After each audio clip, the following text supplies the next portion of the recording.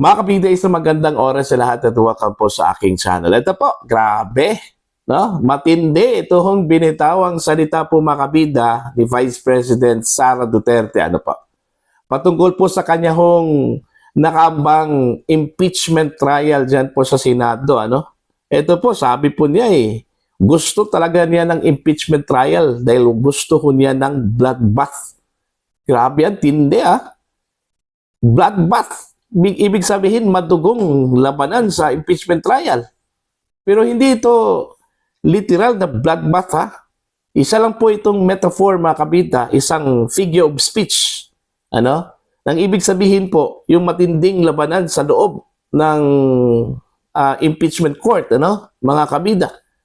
Kasi ang pagkakaintindi ko po, nagigil na po ito kung si Vice President Sara Duterte na isampal sa kanya pong mga accusers, ito hong kanila pong mga bintang. Kasi alam ng Vice Presidente sa kanyang sarili na hindi totoo Wala hong corruption na nangyari sa kanya hong confidential funds, mga kabida. Eto, pakinggan muna natin yung kanya hong naging pahayag, isa po itong interview na nangyari po kahapon, mga kabida, pagkatapos po niyang umattend ng Thanksgiving,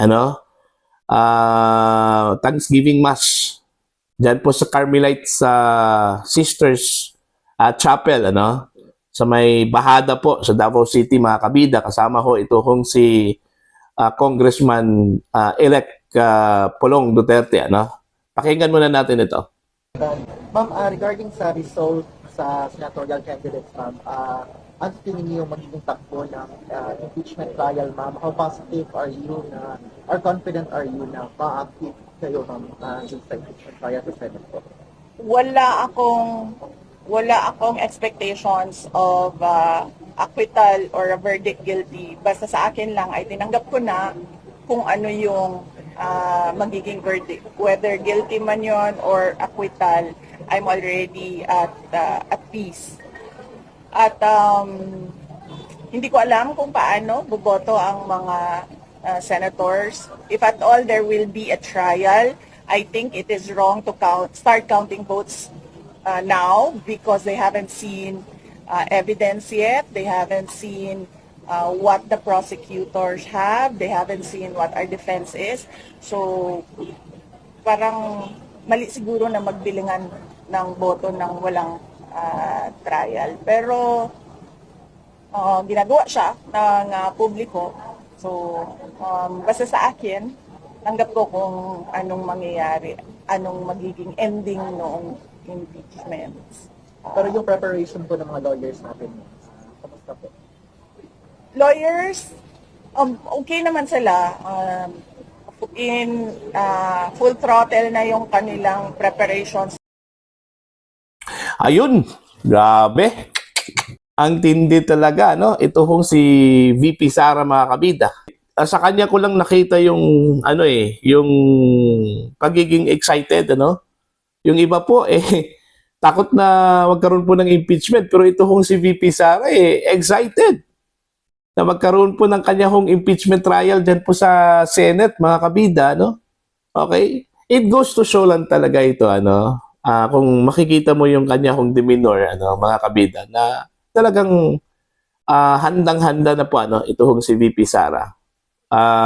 Sa kanyang palagay po, wala po siyang kasalanan Okay? Kaya nga gusto ko niya ng impeachment trial kasi para magkaroon po siya ng venue na i-prove sa lahat ng mga accusers po niya, lalong-lalo na po ito mga taga House of Representatives, Kasi sila naman talaga yung nag-akusa doon sa kanila pong mga ginagawang pagdinig. Kahit ano-ano na po yung kanila pong mga sinabi po, mga kabida. Okay, keso gumagamit po ng mga pangalan, mga fictitious names, na kahit na po wala ho doon sa PSA na mga pangalan, Diba? So hindi lang po nila alam na may mga rason kung bakit may mga ganong mga pangalan po, Kaya yun yung surprise po, ni VP Sara po, mga kabida. Abangan po natin yan, na ipakita po nila yung ebidensya po. Maliwanag naman po dun sa COA report, ano? Na wala hong nangyari hong pagmamalabis, mga kabida, dun po sa confidential funds, ano, ng Vice Presidente. Ito, babasahin ko lang po, ano, ito hong post po ng GMA News Online po, mga kabida. Yung kanila pong headline po dito, VP Sara ready for impeachment trial. I want a bloodbath. Ayan. Ito, matindi talaga ito, ano. Sinasabihan ko naman talaga sila. Really, I truly want a trial because I want a bloodbath talaga. Duterte said in a media briefing in Davao City. However, Duterte cautioned against speculating about the outcome of the trial which will begin on July 30. Ayun, ayaw po daw niya ng mag-count na po ng boto, ano? Okay, kung sino yung papabor at sino yung i-acquit po siya, no? Mga kabida. Kasi unang-una, hindi pa daw nakita yung ebidensya po, ano, ng prosecution at maging yung ebidensya po, mga kabida, ng depensa, no? Okay, tama naman po, ano? Wag mo nating pangunahan po, mga kabida, although hindi po natin masisisi yung ating mga kababayan, lalong-lalo na po itong mga pro-Duterte supporters, ano? Mga kabida. Kasi malinaw naman po, ano, diyan po sa Senate, ano, lalong-lalo na po dito ho sa recent outcome po ng election po, mga kabida, na marami hong mga senador na posible hong boboto para ho sa kanya hong acquittal, ano, diyan po sa Senado, mga kabida. Yung si Senator-elect Rodante Marcoleta nga, yung kanya hong statement po kahapon, sinabi po niya, gusto ho niyang pagdebatihan ito hong impeachment kung ito po ay tutuloy o hindi, ano? Kasi alam po niya yung kalakaran eh. Alam po niya yung mga ebidensya, mga kabida, na gagamitin ho ng prosecution kasi andun po siya sa House eh. That time na nagkaroon po ng mga pagdinig, ano? Ito hong Committee on Good Government and Public Accountability, ano, mga kabida. So preparado talaga ito hong si Senator-elect Rodante Marcoleta, no? Alam po niya yung kanya hong homework. Okay? Kaya nga gusto ho niyang pagdebatihan muna bago itong impeachment na ito, itong mga ebidensya na ito, ano, na ihahain po, mga kabida, ng prosecution, ano. Gusto muna niyang pagdebatihan diyan po sa plenary po ng Senado, ano, ito hong impeachment kung itutuloy ba ito o hindi. Kasi procedurally speaking, ano, malinaw po na meron pong mga paglabag daw, ano, okay? Hindi ho naaayon, mga kabida, yung pagsampa ho ng kaso, ano, yung pagsampa ho ng complaint, impeachment complaint laban ho sa Vice Presidente po ng Pilipinas. Okay? So, yun po, abangan na lang po natin yan, ano? Huwag na lang po tayo mag-speculate. Sabi po ni VP Sara, mga kabida, basta ang kanya hong sinabi, gusto ho niya ng bloodbath, kaya nga gusto ho niya ng impeachment trial. Sinabihan na daw niya yung kanya hong mga abogado, okay? Although, alam naman po natin, yung mga abogado talaga, gustuhin talaga nila, mga kabida, na hindi ho matutuloy ito hong impeachment.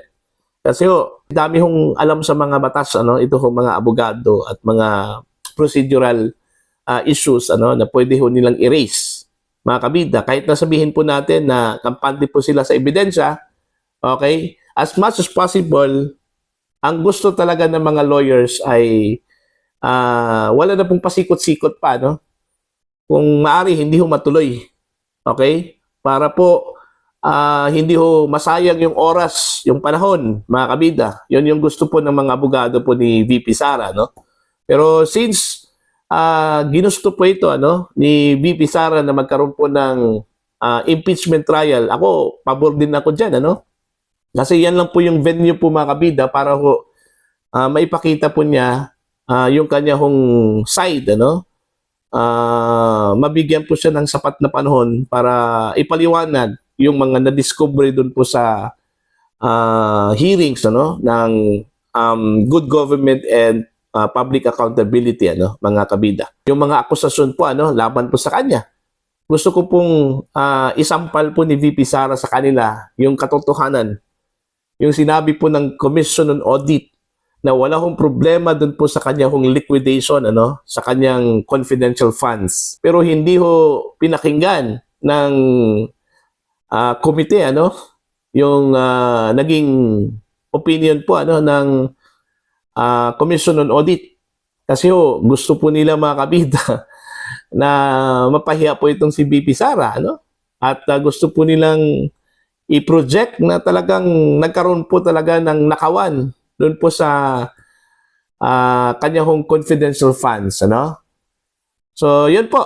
Hindi ho literal na blood bath, yung sinabi po ng Vice Presidente, Isa lang po itong figure of speech para i-emphasize po mga kabida, Gusto ko niyang matindi yung labanan sa loob, okay, ng impeachment court, mga kabida, na inaasahan po natin mag-umpisa po ito after ng SONA, State of the Nation Address ni Pangulong Ferdinand Bongbong Marcos Jr.